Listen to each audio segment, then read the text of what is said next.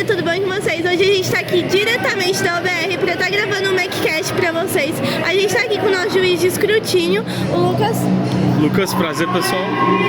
E a gente vai trazer aqui algumas perguntas para vocês sobre a nossa categoria mesmo da área de escrutínio.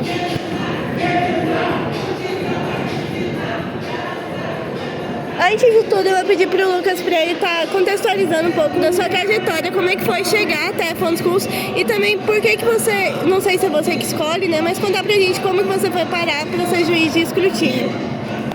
Bom pessoal, assim como vocês, eu também já fui aluno SESI.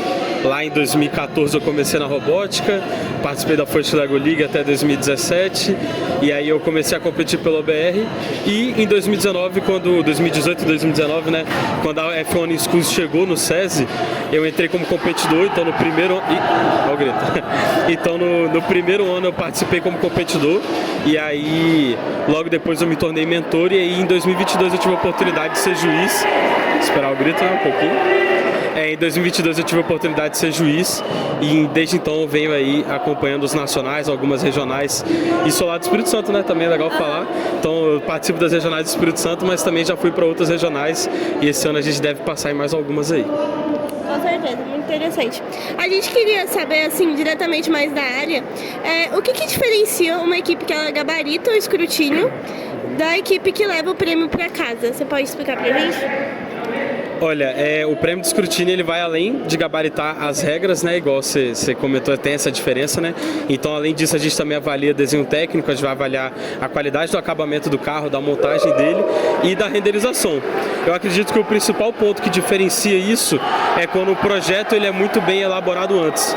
Então, quando a equipe lá no desenho técnico, lá no conceito do projeto deles, eles já pensam em excessos nas medidas, já pensam em margens de erro que vão evitar problemas de especificação no carro, ou seja, o carro ele já é pensado para passar no escrutínio.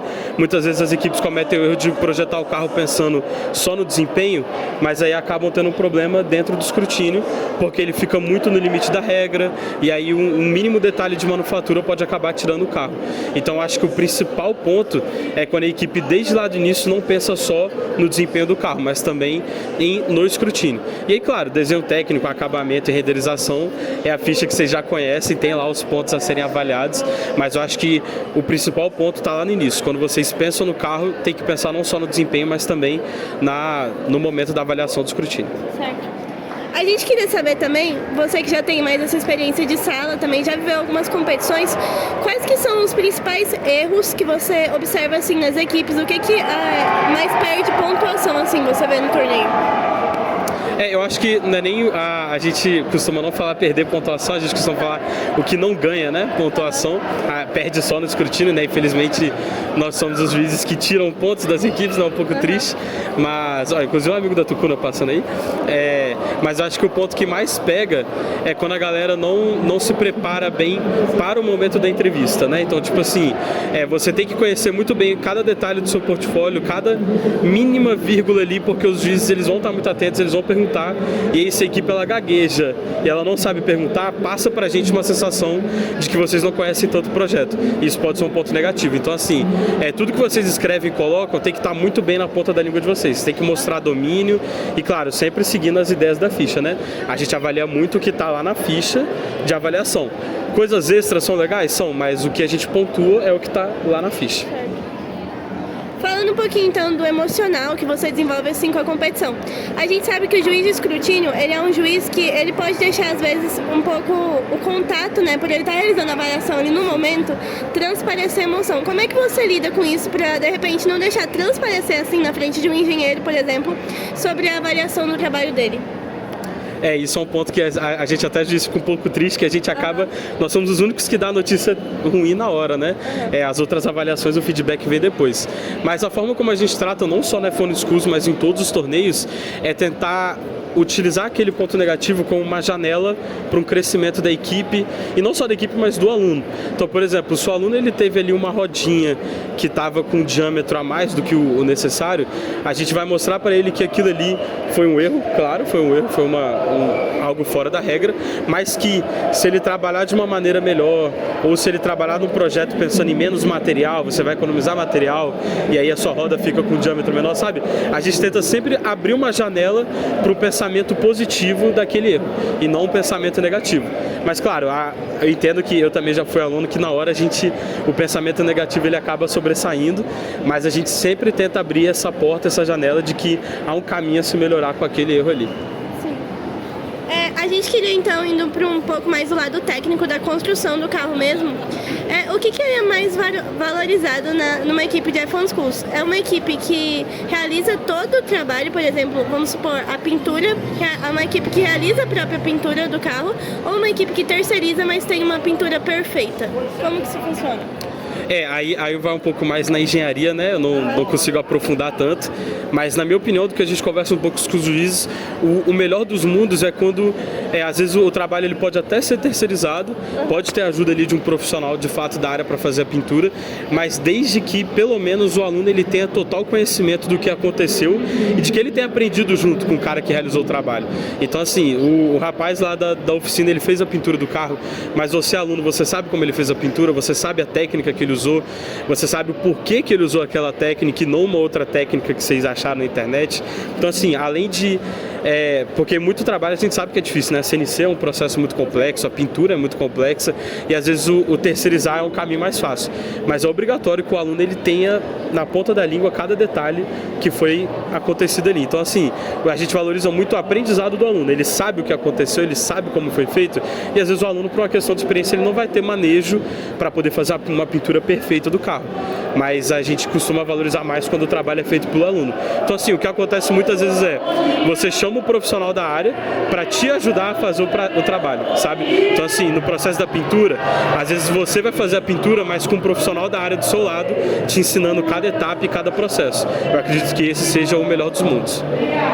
Com certeza, um aspecto muito positivo da F1 Schools é justamente isso de valorizar o que cada um aprende, né? Porque realmente é muito importante. Acho que o que o juiz mais avalia nesse caso seria o aprendizado do aluno e o conhecimento que ele tem sobre o projeto para mostrar que realmente foi ele que desenvolveu tudo. E eu queria pedir para você deixar pra gente uma dica para as equipes que estão aí começando na F1 Schools, né? As equipes iniciantes. Olha, eu vou falar mais no geral, mas também isso foca muito no escrutínio. As equipes que estão começando... Nossa, tá uma gritaria aqui agora, né? Rolou gol ali, eu acho. As equipes que estão começando, o primeiro passo, eu sei que é um pouco clichê, mas é um erro que acontece muito, é ler as regras da primeira à última linha. Tanto a regra da competição geral, que vai falar sobre os portfólios, sobre o conteúdo dos portfólios, o que tem que estar lá, a ficha de avaliação, o que os juízes estão olhando para vocês, e na parte da construção do carro, que é um mega desafio também, é que vocês leiam da primeira à última linha do regulamento técnico. Então assim, vocês têm que saber cada vírgula, cada milímetro que o carro é medido e trabalhar muito nas margens disso, sabe? Você ter ali muita ciência do que está acontecendo, porque na hora que a gente vai dar o feedback para todo tipo de avaliação, quando a gente vai dar o feedback, o aluno ele precisa entender o que ele foi avaliado, e ele só vai entender quando ele tem todo o conhecimento da regra. Eu sei que é clichê, mas para quem está começando, o primeiro passo é esse. Antes de qualquer coisa, você tem que ter toda a regra na ponta da língua. Uma coisa muito interessante é que esse famoso decorar basicamente as regras, o engenheiro tem muito disso, né? Porque, querendo ou não, a gente desenvolve muitos protótipos e a gente acaba decorando algumas informações. Então é muito interessante esse ponto, porque às vezes a gente fica tão acomodado também com o próprio trabalho que a gente já costuma, conferir direto as coisas. Isso é uma coisa muito legal dos regulamentos. Então, para o regulamento, eu queria saber o que você acha das alterações, né? Se você podia evidenciar para a gente algumas alterações que teve do regulamento passado para esse. Esse ano, ano passado teve a grande alteração do halo, né? Então a gente teve uma mudança brusca na regra. Muitas equipes passaram por dificuldades, a gente sabe como é que funciona esse processo. E aí do ano passado por esse eles fizeram pequenas alterações. Eu acho que na asa traseira foi a questão do overhang, que estava um pouco confusa a interpretação, eles deixaram um pouco mais claro. Antes tinha um mínimo e um máximo, agora a gente só tem um máximo de 40 milímetros. E no tamanho do número, que antes ficava um pouco pequeno, acho que eles repararam isso, agora tem um tamanho mínimo de 8 milímetros na numeração do carro. Fora isso, acho que as regras não tiveram nenhuma mudança em relação a medidas. Teve algumas mudanças de interpretação e da modelagem do texto ali, mas eu acredito que o grande impacto foi no ano passado com a chegada do halo no carro, né? O halo, halo, o pessoal fala diferente, eu não sei qual é o certo, mas a chegada do halo acho que foi um grande impacto. E um detalhe até que a gente aconteceu muito nacional, as equipes têm que tomar cuidado principalmente com a carga virtual, que é um ponto que vale muito ali no momento da especificação. É algo que meio que modela a base do seu carro, o corpo do seu carro, e algumas equipes esqueceram do detalhe de que a carga virtual ela é feita somente do corpo do carro. Então aquele cavadinho que tem para o halo, aquele espaço não conta para a carga virtual. Então além daqueles 4 milímetros que o halo encaixa, ainda precisa dos 10 da carga virtual. Muita equipe acabou cometendo esse erro. A gente sabia que era uma mudança grande na regra que poderia acontecer. Então assim, é saber cada detalhezinho, cada projeto antes de usinar, faz um escrutínio virtual no projeto do carro, verifica tudo, e no momento da usinagem também, a cada etapa do processo, fazer um escrutínio para chegar lá e poder gabaritar. Com certeza, Lucas. A gente observou muito isso no Nacional. A gente via alguns carros que estavam ali lisos por baixo e a gente observava, nossa, será que tem uns 10 milímetros depois dos 4 do buraco do ralo? Então isso é uma coisa muito interessante de observar, que é uma coisa que eu, inclusive, como gestora ano passado, não percebia. Agora, engenheiro, eu já observo, já acho muito interessante. E a carga virtual, justamente por ter esse nome, tem algumas equipes, inclusive, que a gente fez reunião, contato, que imaginavam que realmente era para ela estar presente só virtualmente, né? Então também é uma dúvida frequente aí na competição. E eu queria saber agora, né, era uma pergunta para eu ter feito de introdução, mas o que você está achando aqui do evento da UBR? Como é que está sendo sua experiência aqui, já que é um pouco diferente, né? A UBR ela tem um objetivo bem quase igual ao da F1 no quesito de levar os alunos para o mundo da engenharia, desenvolver habilidades socioemocionais, né, o STEAM no geral, mas a UBR ela tem uma pegada diferente da Fórmula 1, né? Ela é um pouco mais educativa, um pouco mais informal também, né? A Fórmula 1 ela é bem mais séria, bem mais empresarial, tem aquele espírito de escuderia mesmo. Aqui a gente tem, vocês podem ver pela música, pela animação da galera, ao mesmo tempo que a gente tem a diversão, a gente também tem a competição acontecendo, mas o evento robótica no geral, para quem gosta da área, para quem aprecia a robótica educacional e a robótica profissional aqui também, a gente tem modalidades que levam a inteligência artificial ao limite. A gente tem futebol de robô, tem robôs que simulam trabalhos de casa. Então assim, é o que as mães mais falam pra gente na robótica, né? Quando é que vai fazer um robô que vai limpar a minha casa? Aqui tem, a gente não fez ainda, mas lá tem. Então é um evento muito legal, dá pra ver a animação no fundo aí, que é completamente diferente, mas assim, o legal que eu gosto desses torneios é que todos eles desenvolvem a gente como ser humano, né? Não só na robótica, não só na engenharia, não só na Fórmula 1, mas enquanto ser humano a gente está crescendo cada dia mais. Sim, com certeza também é uma oportunidade da gente expor nosso trabalho e conhecer o trabalho dos outros. A gente como equipe também tem várias ideias quando a gente visita, né, esse tipo de evento. E eu queria saber como é que tá a sua expectativa pro torneio do ano que vem, porque a gente, pelo menos agora, a gente tinha a gente cria muita expectativa, né, pra entender assim. E eu queria saber o que você acha, como é que tá vindo as inovações aí, porque a gente sabe que vai ter algumas mudanças, né, na competição. E eu queria saber como é que tá aí os pensamentos. As minhas expectativas para esse ano, na verdade, estão bem altas. Semana que vem agora eu vou estar indo para o Road Finals também, vou estar de juiz lá do escrutínio. Então a gente vai ter algumas novidades no escrutínio aí no Mundial, que eu acho que as equipes vão trazer aqui para o Brasil. E a minha expectativa, na real, é bem boa em relação às equipes gabaritarem o escrutínio, né? Porque nesse ano nacional agora de 24, a gente teve, se não me engano, 5 ou 6 equipes que gabaritaram, foi o nosso recorde. E como a regra não mudou tanta coisa, a expectativa é que ano que vem o escrutínio seja bem melhor. a gente tem conversado muito mais com as equipes, as capacitações que estão tendo online, a gente tem feito um trabalho bem mais massivo e intenso de repassar as informações que a gente sempre fala, então a expectativa para o ano que vem está bem boa. Eu acho que as equipes vão começar a inovar, vão ter ideias novas em cima desse regulamento, e eu espero que a gente tenha pelo menos umas 10 equipes gabaritando aí, mas se der todo mundo, nosso trabalho de juiz também facilita quando vocês gabaritam, acredite se quiser. A gente torce pro bem de vocês.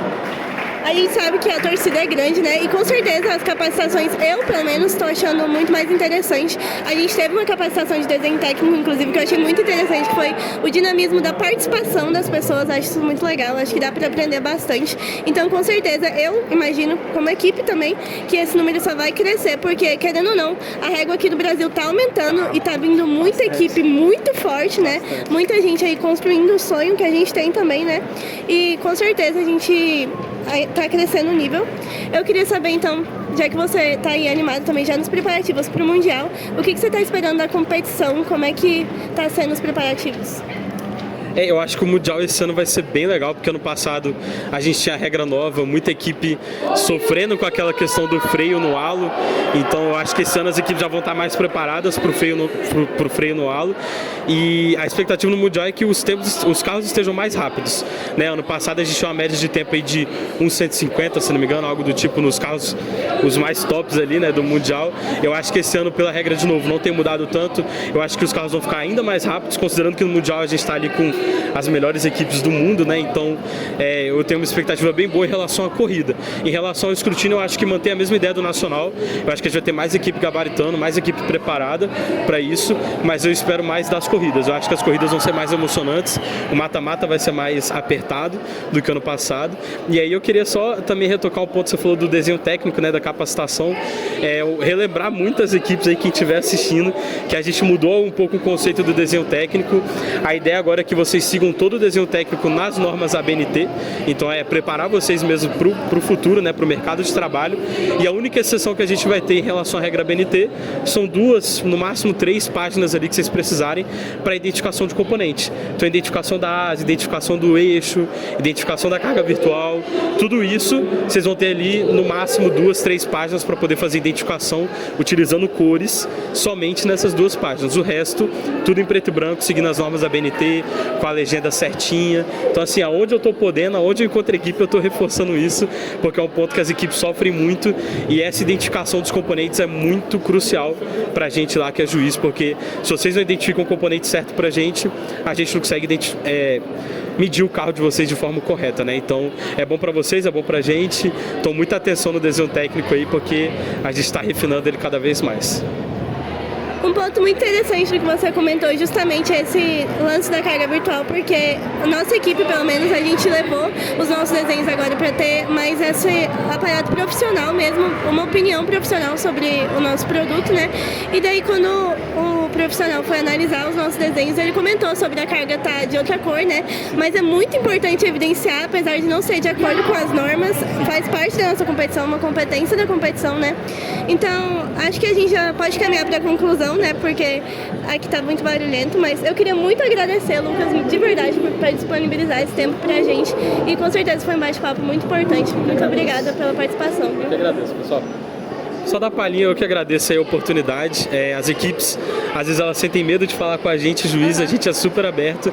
A gente está aí para conversar com vocês, para tirar dúvida. E o objetivo é que vocês cresçam, não só dentro do torneio, mas também na vida. Então pode contar com a gente, fechou? Muito obrigada. Obrigado, pessoal. Muito obrigada, gente. Beijo.